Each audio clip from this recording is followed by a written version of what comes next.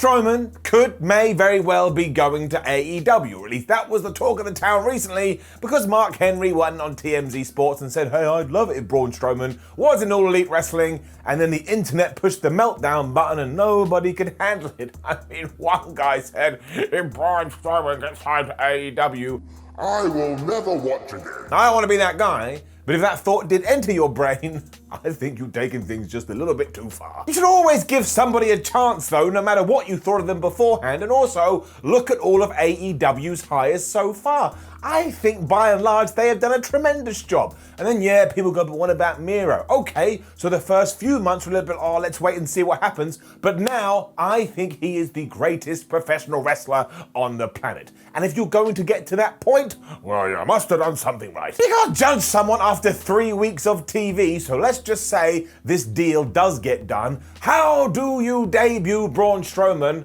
on AEW TV? Well, it's nice and simple. He turns up, he gets into a confrontation with Kenny Omega, he then beats the cleaner, and he becomes AEW World Champion.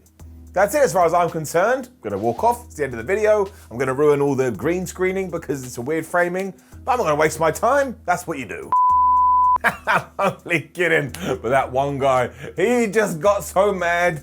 It was worth it. Anyway, back into it. How would you do it when push came to shove? And actually, you probably want to keep Strowman away from the title scene, at least for a little bit, because yes, we have to admit it, hold our hands up and be honest, there's probably going to be a vocal minority who don't want to see that at all. And also, you do need to see how the AEW fan base is going to react to somebody like Braun. I mean, are they going to cheer? Are they going to boo? The coolest thing about All Elite Wrestling is they actually listen to these kind of reactions, and then they base their stories in a direction depending on what they heard. You also have the issue of making sure you're not negating anybody else's size, and I do understand this problem, because if you saw someone like Braun Strowman against a Wardlow or Lance Archer, who at the moment are presented as the mammoth dudes, well, all of a sudden they're not going to look like mammoth dudes, even though if you met them in person, you'd go, flub me sideways, that is a massive dude. It's just because you don't realize how big the monster among men is, but you do create this weird domino effect. So yes, you don't want to go in there and blow down the house, so once again, you got to tread carefully. What's far more interesting, at least as far as I'm concerned, is actually using Braun as almost a partner or a heater for somebody else,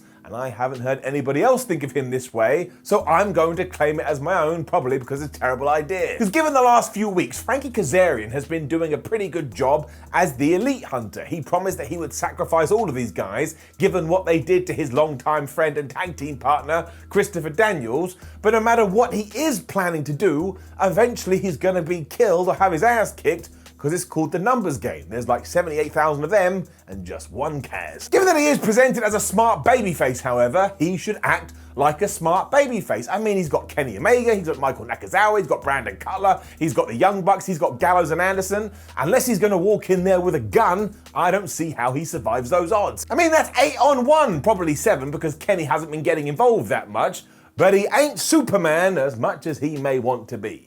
We all want to be Superman, so it's not his fault. You know who kind of is though? Although not really, but you take my point. Braun Strowman. I would love it if we got into some kind of situation where Kazarian refuses to quit, but also understands it isn't going exactly how I wanted it to go. So all of a sudden we start teasing, well, I'm now going to marry this up and I'm going to get someone who also wants to kick your ass. And then you go, who's it going to be? Who's it going to be? Who's it going to be? Kaz could start cutting promos on Dynamite, Dark, Elevation, Rampage if you want to do it that way. And because we are the internet wrestling community, we'll start going, hey, I wonder who the hell it could be. And when you do that, you do create some kind of buzz. You also drop a date for this, and I suppose it would be All Out, all things considered, and then you've planted the hook.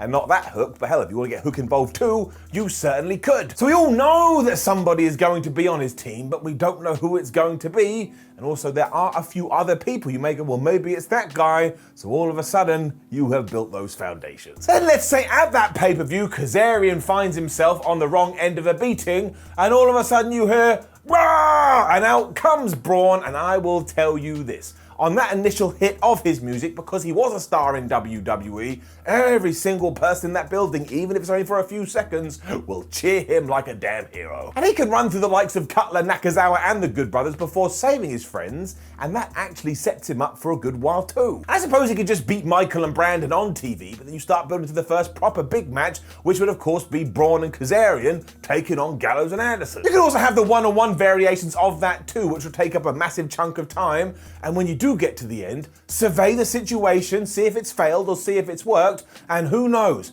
maybe we even go back to 2017 when Braun Strowman was flipping over ambulances, local medical facility wagons, and we all thought he was the best thing ever. And after that, sure, maybe you do put him in big guy territory and use him as a big guy to get over the lesser known big guys. Like if we did Wardlow versus Strowman and the Pinnacle Man started picking him up and chucking him around, well, I'm gonna look at Wardlow and go, flub me, man. I loved you anyway, but now you're like some kind of machine. Then Brian Cage will come out and say, don't use that, it's my nickname, and we'll come up with something else. We'll call him the Tool Belt. And yeah, I get it. Well, Simon, why are we gonna pay Braun to do that? Well, it's nice and simple, to build new stars. So we can literally show people that the guys that we're tagging as monsters are monsters because look what they can do in the ring. And AEW to me comes across like a territory or promotion where everybody wants to help each other out.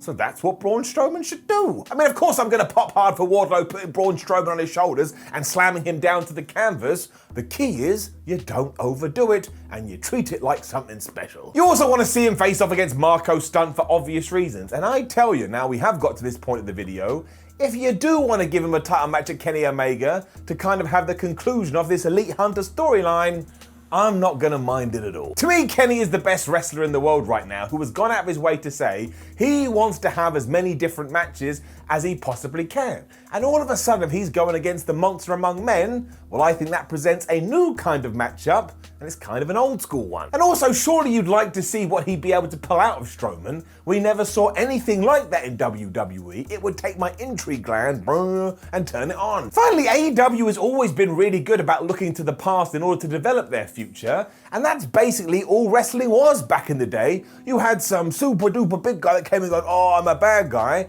and then your smaller champion tried to take him down. And I'd love some kind of traditional matchup like Cody Rhodes versus Braun Strowman, or Jungle Boy versus Braun Strowman, or Jon Moxley versus Braun Strowman. Now that's got like a WWE stink to it, but Mox, the way he would treat that thing, my word, I would enjoy it. I mean, we did with the likes of Andre the Giant, Yokozuna, Earthquake Vader, Bam Bam Bigelow, King Kong Bundy, so why not give it another go? And now you're going, but Simon, he's not as good as those people. Well, okay, let's go back to wrestling basics where we hide his weaknesses and play to his strengths. If nothing else, let's judge him on what he is going to do and not what we assume will happen within our own heads. Also, AEW is about to launch that Rampage show. They could use a Mega Dega star, which is what Braun Strowman is because he was highlighted so much in WWE. And if you want to get into all that stats stuff, yeah, Dynamite on Friday nights hasn't been pulling the best audience, so if you need to ensure that you're pushing Rampage as much as possible, well, I don't think this is the worst thing in the world. And also, hey, maybe this is all baloney and he doesn't even come in, and we all wasting our time complaining about it. This is before we've even touched upon somebody like Darby Allin. Darby Allin is going to be a massive star, I mean, he already is.